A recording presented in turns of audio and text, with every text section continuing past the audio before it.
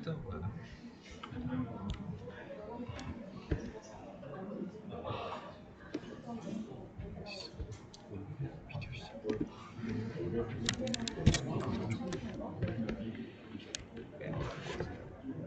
이렇게 하려면 이렇게? 아니 빼도 돼. 빼?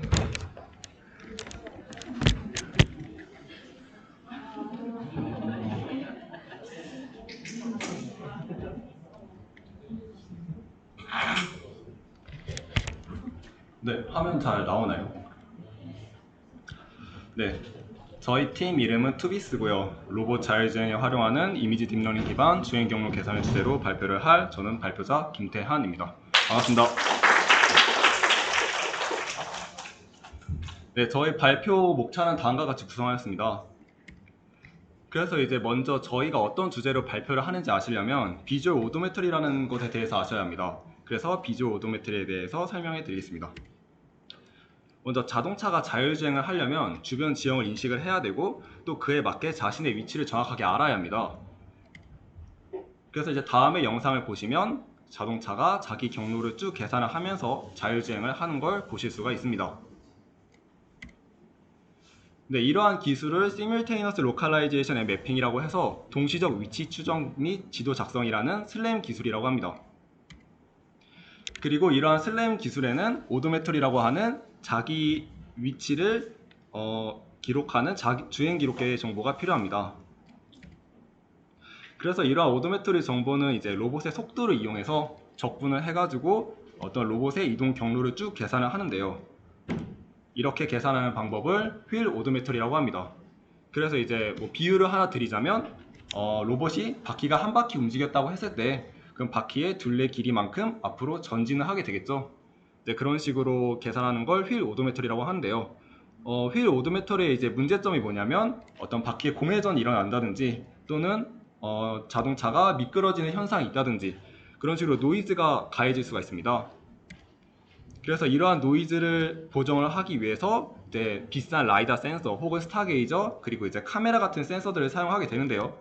저희 팀은 카메라가 값이 제일 싸서 카메라를 이용한 비주얼 오도메트리를 선택하게 되었습니다.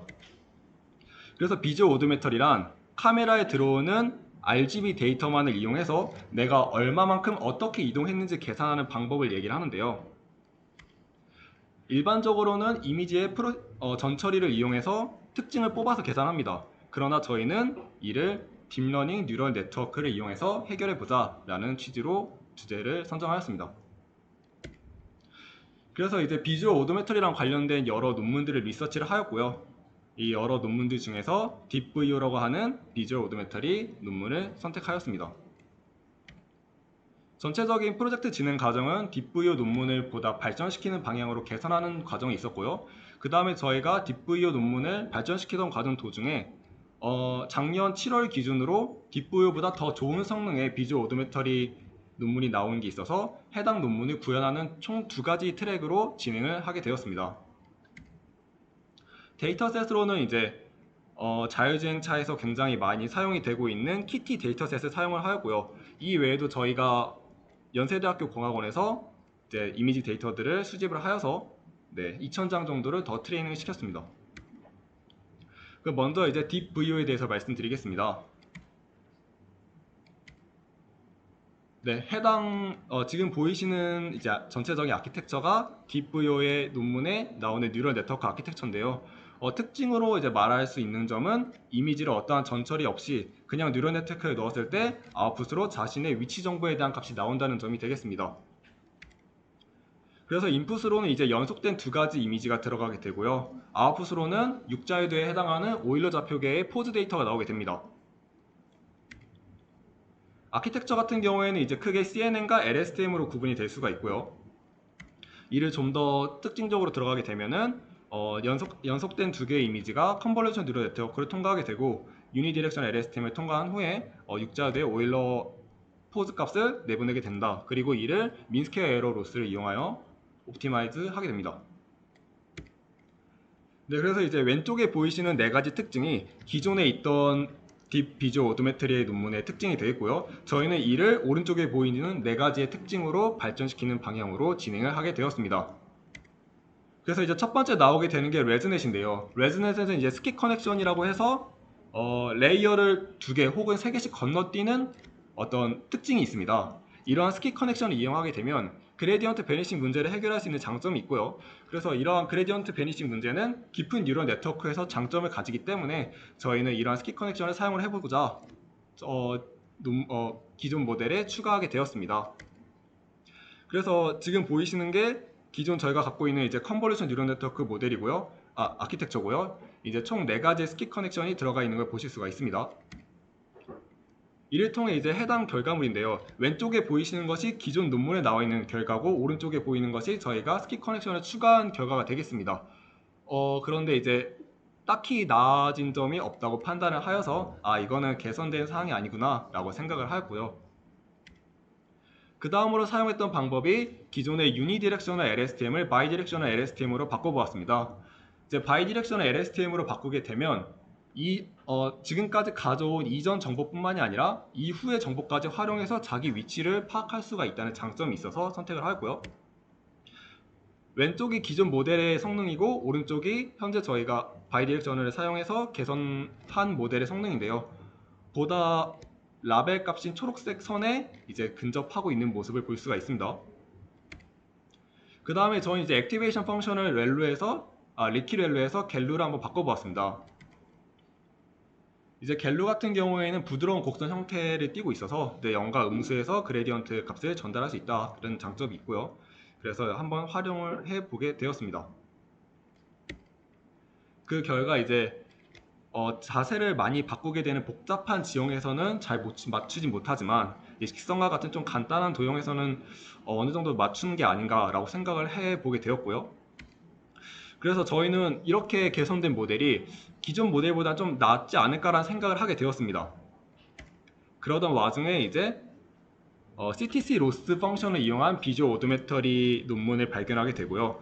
여기서 나오는 CTC 로스는 NLP에서 나오는 컨텍스트 로스가 아니라 뒤에서 말씀드릴 이제 자기 위치 값을 이용한 내적을 이용한 로스가 되는데요. 뒤에서 좀 더 자세하게 설명해 드리겠습니다. 네, 그래서 다음 보이시는 그림은 해당 논문에서 딥 비주얼 오도메트리에 비해 우리가 훨씬 더 좋은 성능을 나타내고 있다라고 나타난 부분인데요. 파란색이 이제 앞서 저희가 개선하려고 노력했던 딥 비주얼 오도메터리 부분이 되겠고요. 검은색이 이제 라벨 값인 그라운드 트루스, 그리고 빨간색이 이제 예측 값이 되겠습니다.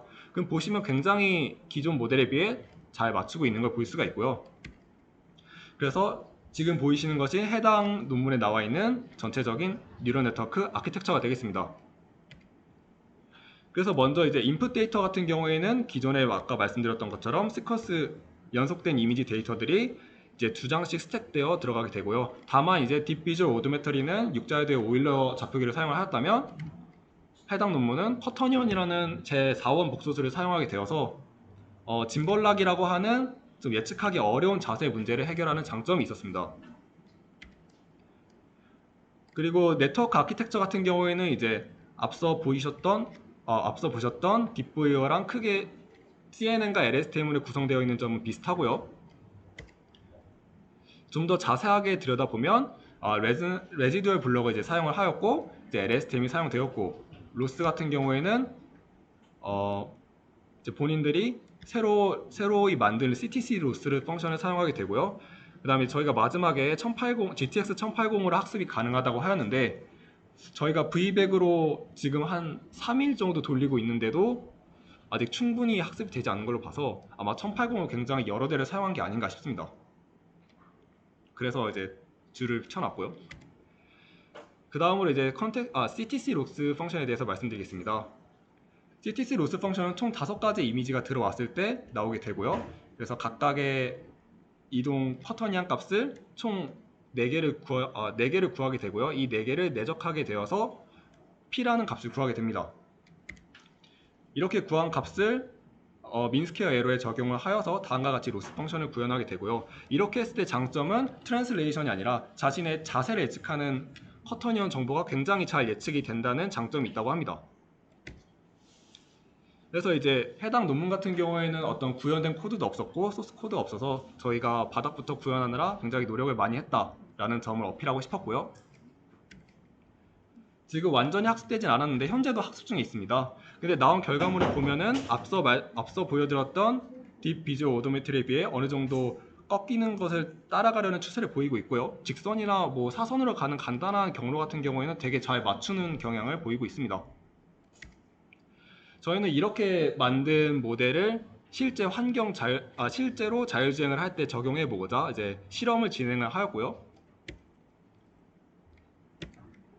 그래서 제슨 TX2라고 하는 엔비디아에서 나온 딥러닝 모델을 돌리기 위한 인베디드 보드를 사용을 할 계획을 잡았습니다.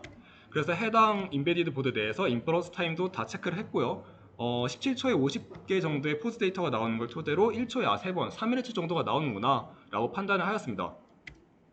그런데 이제 해당 제슨 TX2와 저희가 실험을 하려던 마이크로 컨트롤 유닛 보드 간의 아키텍처 호환이 되지 않아서 결국에는 제 노트북으로 진행을 하게 됩니다. 하드웨어 장비는 보이시는 것처럼 이제 카메라와 라이더 그리고 마이크로 컨트롤 유닛 보드가 되겠고요. ROS라고 하는 메타 운영체제 내에서 이제 저희 모델인 딥VO가 잘 들어가 있다라는 걸 보여드리고 싶었습니다. 잘 이식이 됐고요. 실험 환경은 다음과 같습니다. 로봇이 이제 시작점으로부터 목표 지점인 빨간색 표시 지점까지 스스로 장애물을 피해서 가는 영상을 이제 보여드릴 거고요. 처음 말씀드렸던 휠 오도메터리가 이상이 없다면 장애물을 피해서 목표 지점까지 알아서 잘 주행이 돼 갑니다. 마찬가지로 장애물 위치를 바꿔도 그때그때 자기가 경로 계산을 해서 해당 목적지까지 잘 도달을 하고요. 이제 저희가 인위적으로 로봇의 바퀴의 어떤 공회전이라든지 로봇의 미끄러짐을 감히 할 수가 없어서 코드 상에서 로봇의 회전 바퀴를 인식하는 센서 값에 노이즈를 인위적으로 가해 주었고요. 노이즈가 있는 경우에는 목표 지점에 잘 도달하지 못하는 모습을 보실 수가 있습니다. 그래서 노이즈가 있는 환경에서 저희가 발전시켰던 딥VO를 적용을 하였고요. 노이즈가 있는 환경에서도 어느 정도 목표 지점인 빨간 포인트에 근접하게 도달하는 걸 보실 수가 있습니다. 네, 그래서 저희가 이제 개발한 딥 비주얼 오도메트리 모델을 사용하면 자율주행을 노이즈가 있는 상황에서도 좀 더 할 수 있었다라는 결과를 냈고요. 결론을 말씀드리겠습니다. 먼저 한계점에 대해서는 사실 되게 직선이나 사선 같은 간단한 경로에 대해서는 예측이 좋은데 방향이 자주 꺾이는 경로에 대해서는 예측이 좋지 않은 걸 볼 수가 있었고요. 그리고 오도메터리 정보가 굉장히 구하기가 어렵다 보니까 데이터 어그멘테이션이라든지 데이터셋 확보가 굉장히 어렵고 그 다음 이제 저희가 RGB 데이터만을 사용을 했는데 뎁스 정보가 있었다면 좀 더 스케일이나 이런 데 좋은 효과가 있지 않았을까라고 생각을 하였습니다. 그리고 개선점으로는 이제 4원 복수 스윙 커터니언과 트랜슬레이션을 좀 더 조인트한 로스 펑션이나 그런 걸 활용하면 더 좋았을 거라 생각을 하였고 모델의 인퍼런스 타임이 사실 3Hz인데 리얼타임에서 3Hz는 굉장히 낮은 수치에 속합니다. 정말 이상적인 상황은 20Hz 정도가 이상적이고요. 그래서 모델을 좀 더 경량화하면 보다 좋은 성능을 내지 않을까라는 생각을 하였습니다. 그리고 이제 저희 프로젝트 A는 어떤 이미지를 인위적으로 이미지 전처리 없이 엔드투엔드 모델을 사용해서 오도메트리를 계산할 수 있었다. 그리고 그렇게 트레이닝 모델을 실제 시스템과 결합을 하였을 때도 잘 작용이 됐다라는 점에 뭔가 의의를 두고 싶었고요. 즐거운 컨퍼런스 준비도 의의로 생각하였습니다. 네, 저희 팀원들이 이거 되게 많이 초췌하죠. 한 이틀 전에 찍은 거고요. 네, 열심히 했습니다. 그리고 열심히 로봇을 굴리고 있는 제 모습이 되겠습니다. 이상으로 프로젝트 발표 마치겠습니다. 혹시 질문 있으시면 자유롭게 해주시면 감사하겠습니다. 혹시 CTC 로스가 네. 뭐예요? 제가 아는 CTC 로스랑 다른 것 같아요. 네, 맞습니다. 이게 NLP 일반적으로 나오는 CTC 로스랑 같은데 또 영어 이렇게 늘린 말은 또 똑같습니다. 그러니까 그래서 커넥션 리스트 뭐 음성에서 쓰이는 CTC 로스랑 그거예요. 네, 근데 같은 건 아니에요. 같은 건 아니고 제 생각에 이제 논문 저자가 뭔가 연속된 이미지에서 그 문맥 같은 거를 뽑아내겠다. 왜냐면 이게 연속된 이미지에서 피처를 뽑아야 이제 정확한 값을 추출할 수 있기 때문에 그래서 똑같은 단어를 썼지만 네, 작용을 하는 건데 네, 이름은 같은 거고. 네, 이름만 비슷하게 한 것 같습니다. 질문 없으면 여기까지 하겠습니다.